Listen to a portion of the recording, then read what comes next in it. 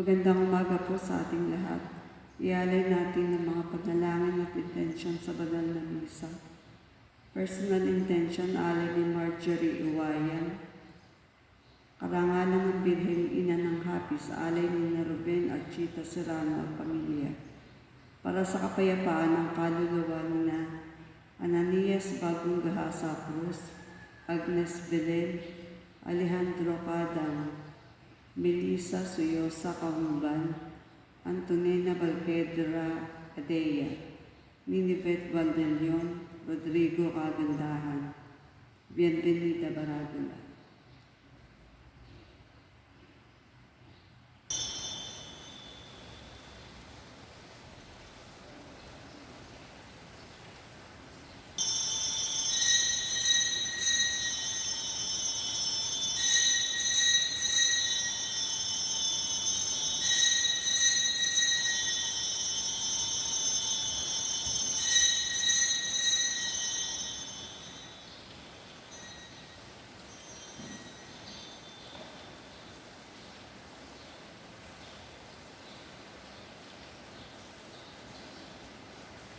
Ako'y pinapagtagumpay ng poong umaalalay, pagharap ko sa kalaban, ako'y pinagsanggalang upang hindi mayurakan. Sa ngalan ng Ama, ng Anak, at ng Espiritu Santo, Amen. ang pagpapala ng ating Panginoong Hesukristo, ang pag-ibig ng Diyos Ama, at ang pakikipagkaisa ng Espiritu Santo, naway sumainyong lahat. At sumayo rin. Mga kapatid, aminin natin ang ating mga kasalanan upang tayo maging marapat gumanap sa banal na pagdiriwang.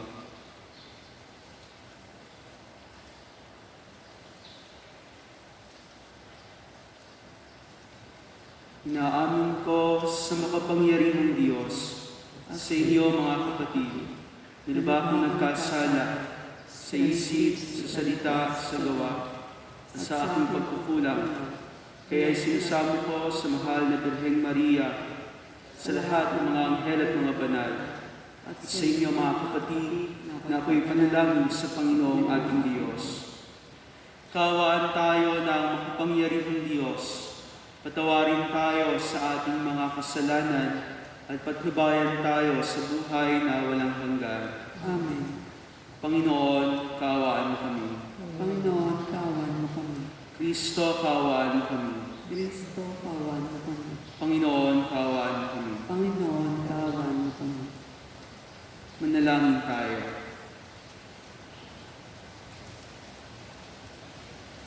Ama naming makapangyarihan, silayan mo ang kalooban naming pinababanal ng pusa naming pagpapakasapit para sa pagbabagong buhay.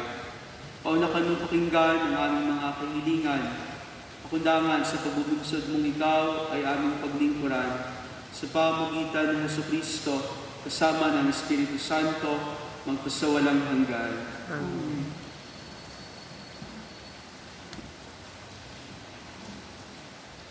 Pagbasa mula sa aklat ni Propeta Daniel.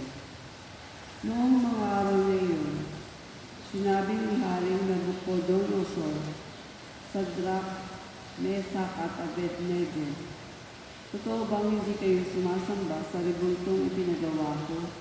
Tanong ng hari. Iniuutos ko sa inyong sumamba kayo sa pinagawa kong rebulto sa sandaling marinig ninyo ang tunog ng instrumento. Kung hindi, kahahagis ko kayo sa naglalagablab na pugon.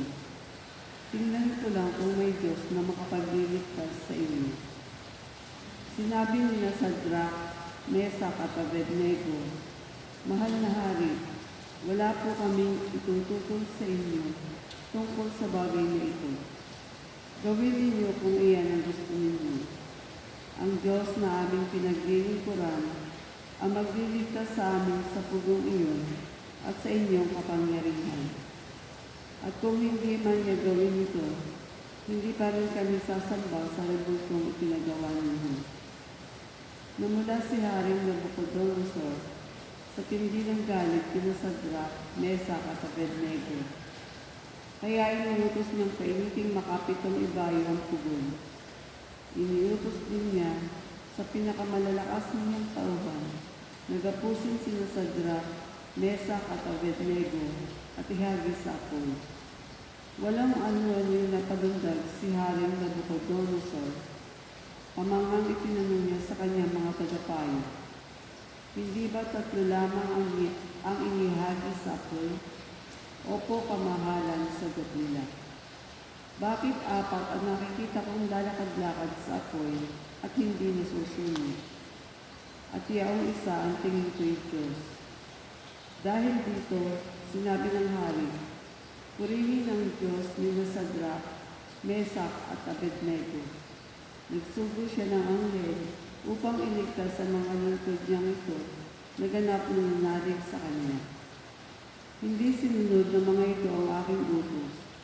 Ginusto pa nilang ihagis sa apoy kaysa sumamba sa Diyos-Diyosan. Ang salita ng Diyos. Salamat sa Diyos. Purihin at ipagdangal ng Diyos magpakailanman. Purihin at ipagdangal ng Diyos magpakailanman. Pinupuri ka namin, Panginoon, Diyos ng aming mga ninuno. Karapat-dapat kang ipagdangal at dakilain magpakailanman. Purihin ang banal na manulhating pangalan, nararapat purihin at ipagdangal magpakailanman. Purihin at ipagdangal ang Diyos magpakailanman. Purihin ka sa iyong banal at marangal na tahanan. Lubhang karapat-dapat kang awitan at dakilain magpakailanman. Purihin at ipagdangal ang Diyos magpakailanman. Purihin ka na nakaluklok sa maringal ng trono. Karapat-dapat kang awitan at dakilain magpakailanman. Purihin at ipagdangal ang Diyos magpakailanman. Mula sa iyong luklukan sa ibabaw ng mga kerubin, nakikita mo ang kalaliman, ang daigdig ng mga patay. Karapat-dapat kang purihin at dakilain magpakailanman. Purihin at ipagdangal ang Diyos magpakailanman. Purihin ka sa buong sangkalangitan. Karapat-dapat kang awitan at dakilain magpakailanman. Purihin at ipagdangal ang Diyos magpakailanman. Mapalad ang nag-iingat sa kanyang pusong matapat ng salitang nagbubuhat sa poong Diyos ng liwanag. Siya'y aaning ka na.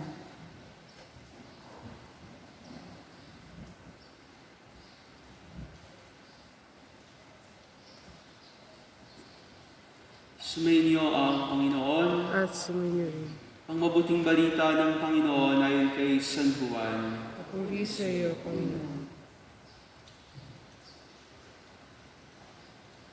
Noong panahong iyon, sinabi ni Jesus sa mga Hudyong naniniwala sa Kanya, kung patuloy kayong susunod sa aking aral, tunay ngang kayo'y mga alagad ko. Makikilala ninyo ang katotohanan at ang katotohanan ang magpapalaya sa inyo.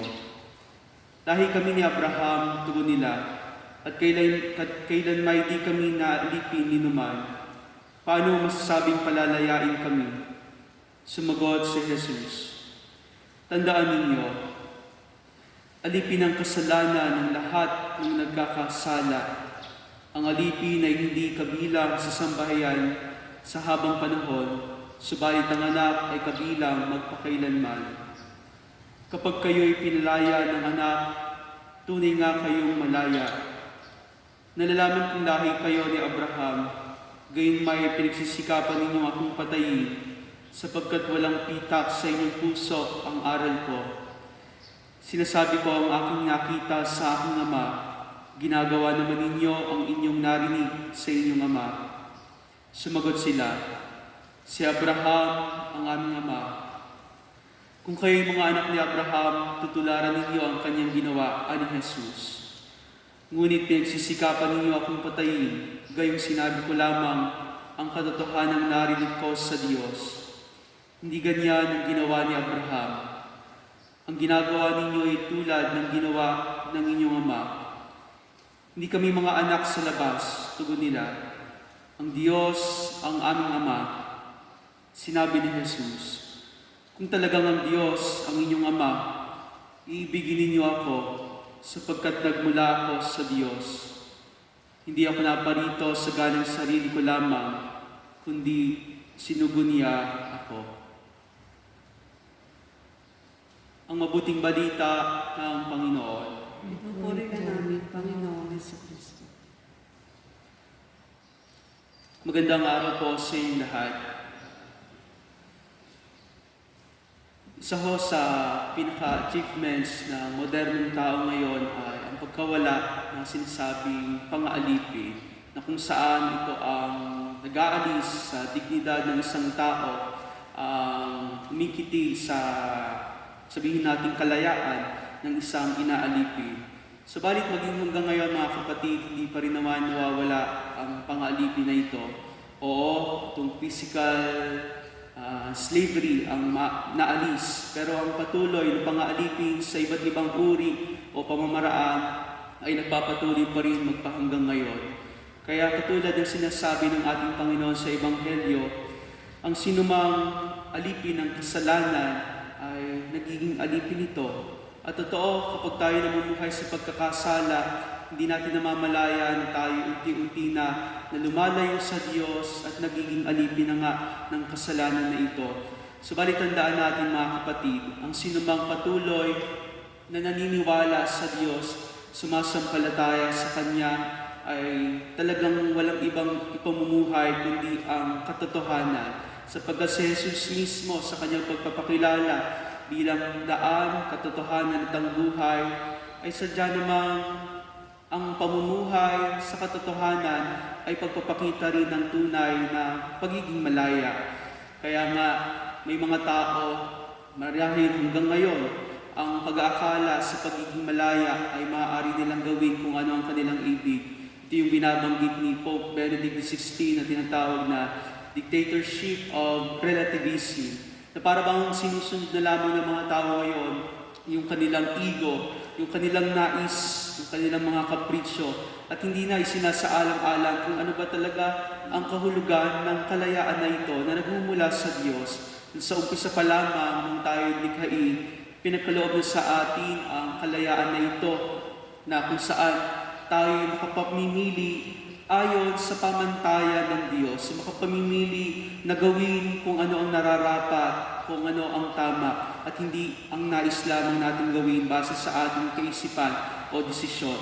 Kaya totoo mga kapatid na tanging ang pagiging malaya o ang tanging katotohanan ang siyang magdadala sa atin sa pagiging tunay na malaya, at ito'y matatagpuan lamang natin sa ating Panginoon. Nakakalungkot sa mga panahong ito, sa social media talagang mapapansin mo na hati ang mga tao. Kahit yung mga talagang Katoliko ay para bang marami rin sa kanila, wala na lang pakialam.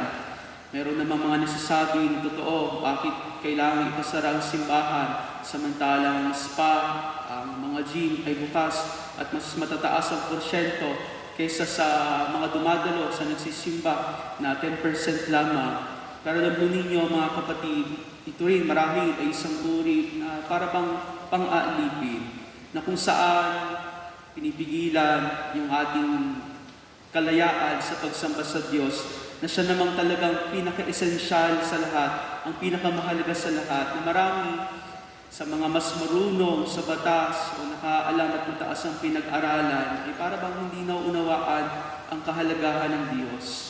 Huwag nating baliwalain ang Diyos, huwag nating kalabanin ang Diyos, sapagkat ang Diyos na ito, ang buhay na Diyos na ito, ang siyang talagang ating pupuntahan, ang daan tungo sa buhay na walang hanggan. Marahil sa mga panahon na ito na mas pinahalagahan natin ang ating kalusugan, ang pag-iingat upang tayo hindi magkasakit, pero tandaan natin, huwag naman sana natin ipagsawalang bahala yung ating pananampalataya.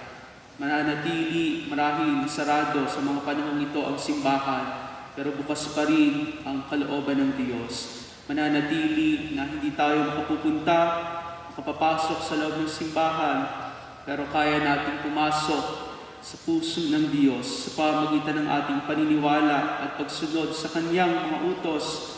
Mananatili ang pananampalataya sa bawat puso ng Pilipino.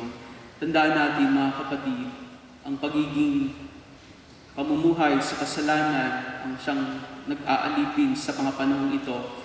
Kaya kung tayo ay mawawalan ng pananampalataya ang pagkilala sa Diyos at pagsunod sa Kanya, hindi tayo maituturing na Kanyang mga alagad.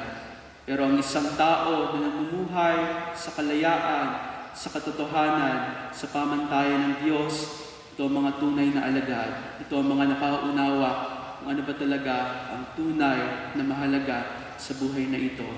Panginoon, saan pa ba kami pupunta? Nasa iyo ang buhay na walang hanggan. Hilingin natin sa Diyos sa mga oras na ito na patuloy na palalimin ang ating pananampalataya, ang pagkilala sa Kanya bilang tunay na Diyos at tagapagligtas. Patuloy nawa tayo na mamuhay sa kalayaan na magdadala sa ating sa katotohanan sa pamantayan ng ating Panginoon. Amen.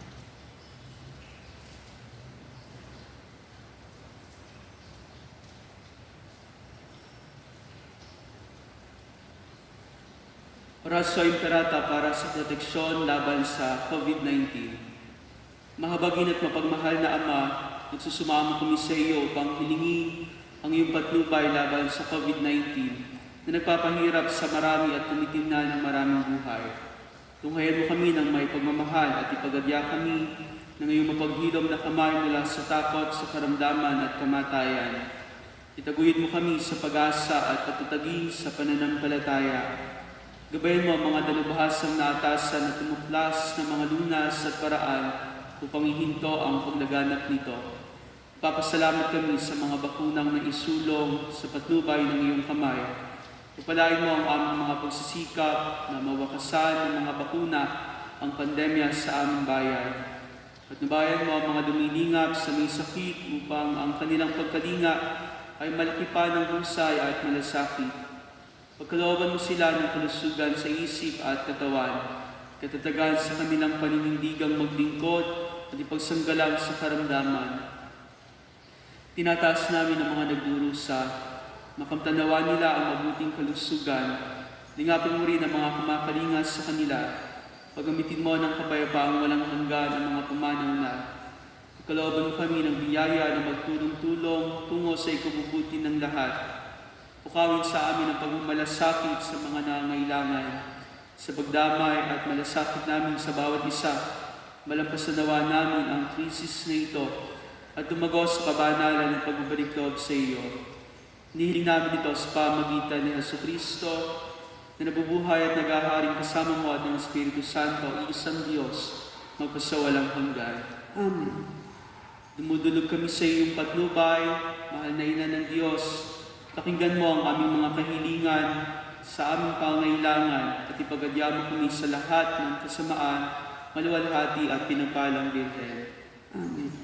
Mahal na Birhen ng Fatima, mapagpagaling sa may sakit. Panalangin mo kami. San Jose, Panalangin mo kami. San Rafael Arcangel, Panalangin mo kami. San Roque, Panalangin mo kami. San Lorenzo Ruiz, Panalangin mo kami. San Pedro Calungsod. Panalangin mo kami.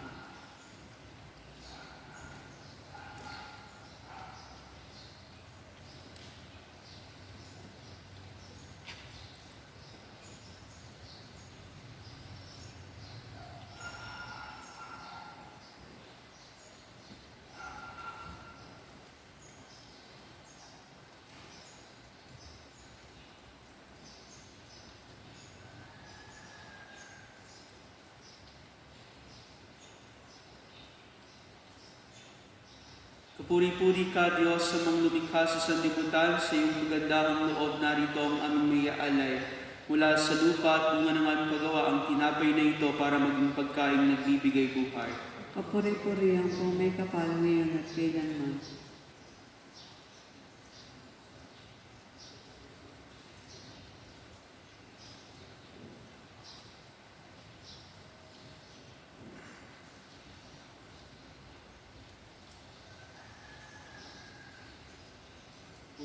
Kapuri-puri ka, Diyos, sa mga lumikha sa sanlibutan, sa iyong kagandahang loob, narito ang aming may alay. Mula sa kataas ng ubas, at bunga ng aming paggawa, ang alak na ito para maging inuming nagbibigay ng iyong Espiritu.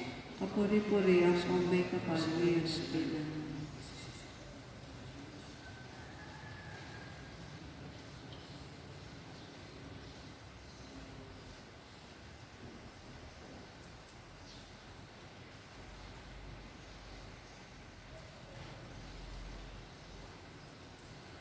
Manalangin kayo mga kapatid upang ang paghahain natin ay kalugdan ng Diyos sa mga makapangyarihan.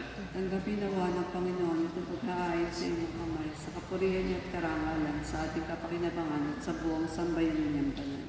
Ama naming lumikha, may talaga nawa namin sa iyo ang gagawing paghahain ng iyong ibinigay upang aming maialay din sa layuning aming sambahin ng ngalan mo, upang ang kagalingan namin ay makamtan mula sa iyo sa pamagitan ni Jesucristo kasama ng Espiritu Santo, magpasawalang hanggan. Amen. Sumainyo ang Panginoon, At sumayo rin. itaas sa Diyos ang inyong puso at diwa. Itinaas na namin sa Panginoon. Salamatan natin ang Panginoong ating Diyos. Marapat na siya ay pasalamatan. Ama naming makapangyarihan, tunay nga marapat na ikaw ay aming pasalamatan.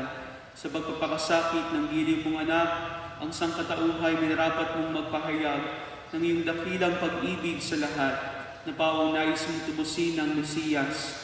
Sa harap ng iyong kadakilaan, kapos ang dila naming magsaysay sa pag-ibig na makapangyarihan sa krus ay idinanghal.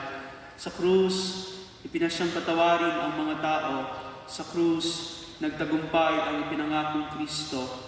Kaya kaysa ng mga anghel na nagsisiawit ng papuri sa iyo na walang humpay sa kalangitan, kami nagbubuni sa iyong kadakilaan. Santo, Santo, Santo, Panginoong Diyos ng mga bukbo, napupuno ang langit at lupa ng kadakilaan mo, o sana sa kaitasan. Pinagpala ng paririto sa ngalan ng Panginoon, o sana sa kaitasan. Ama naming banal, ikaw ang bukal ng kanaang kabanalan. Kaya't sa pamagitan ng iyong Espiritu, gawin mong banal ang mga kaloob na ito upang para sa amin maging katawan at dugo ng aming Panginoong Jesucristo. Bago niya pinagtiis ang pusang loob na maging handog, nawakan niya ang tinapay, pinasalamatan kaniya, pinaghati-hati niya iyon, niabot sa kanyang mga alagad at sinabi, "Tanggapin ninyong lahat ito at kanin. Ito ang aking katawan na ihahandog para sa inyo."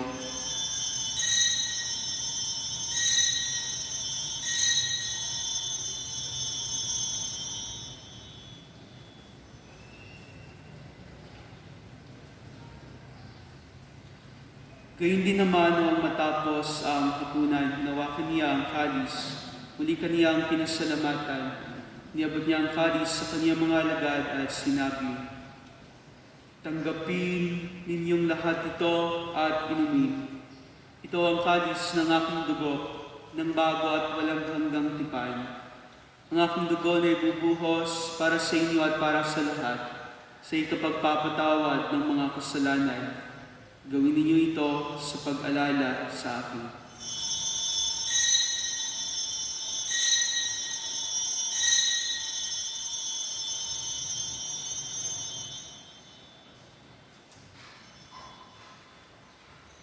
Ang misteryo ng pananampalataya.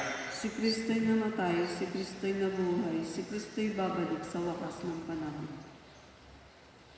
Ama, ginagawa namin ngayon ang pag-alala sa pagkamatay at muling pagkabuhay ng iyong anak. Kaya iniaalay namin sa iyo ang tinapay na nagbibigay buhay at ang kalis na nagkakaloob ng kaligtasan. Kami nagpapasalamat dahil kami iyong minarapat na tumayo sa harap mo para maglingkod sa iyo.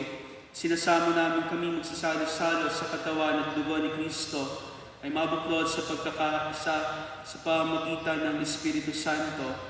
Ama, lingapin mo ang iyong simbahang laganap sa buong daigdig.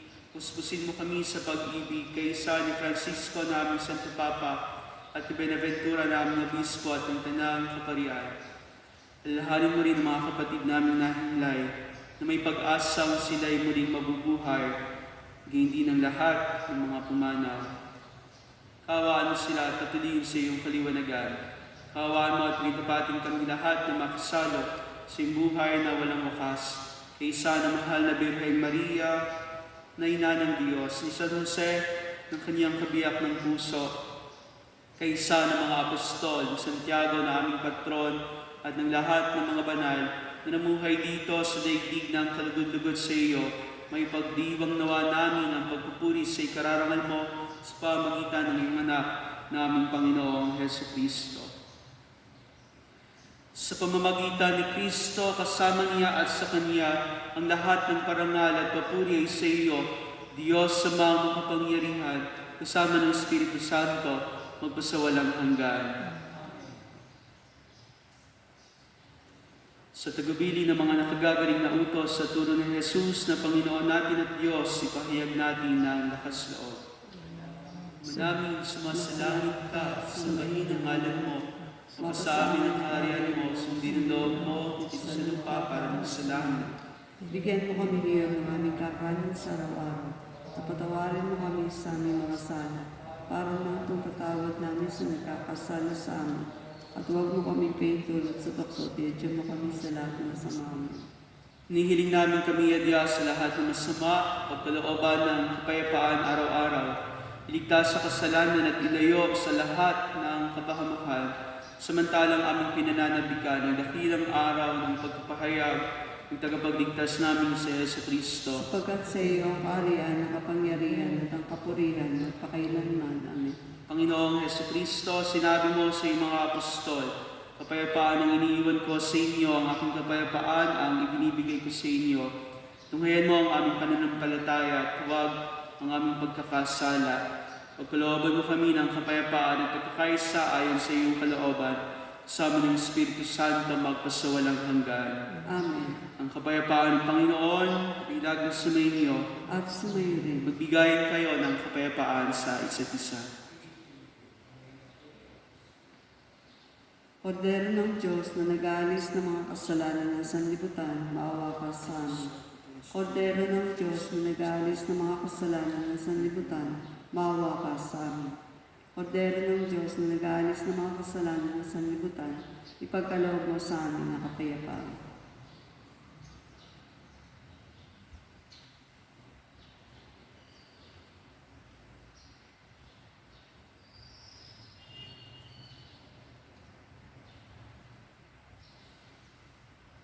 Ito ang kordero ng Diyos, ito ang nag-aalis ng mga kasalanan ng sanlibutan, mapalad ang mga inaaniyahan sa kanyang piging. Panginoon, hindi ako karapat dapat na magpatuloy sa iyo, ngunit sa isang salita mo lamang ay gagaling na ako. Ang katawan ni Kristo. Amen.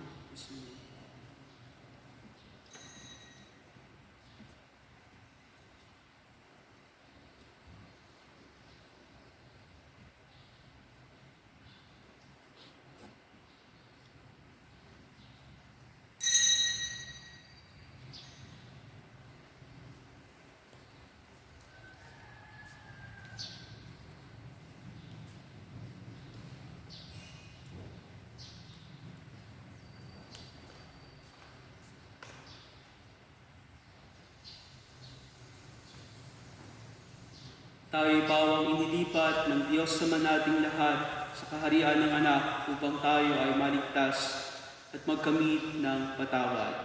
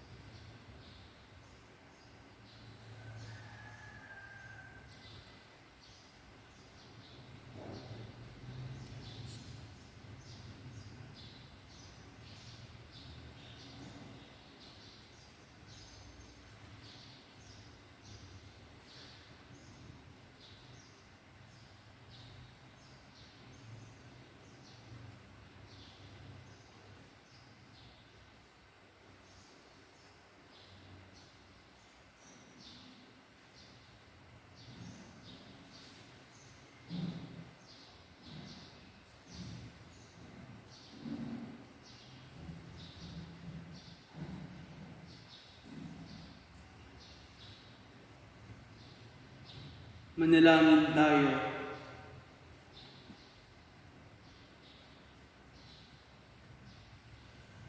Ama namin mapagmahal, sa pakikinabang namin kami iyong binigyan ng kagalingang dulot ng aming pinagsaluhan.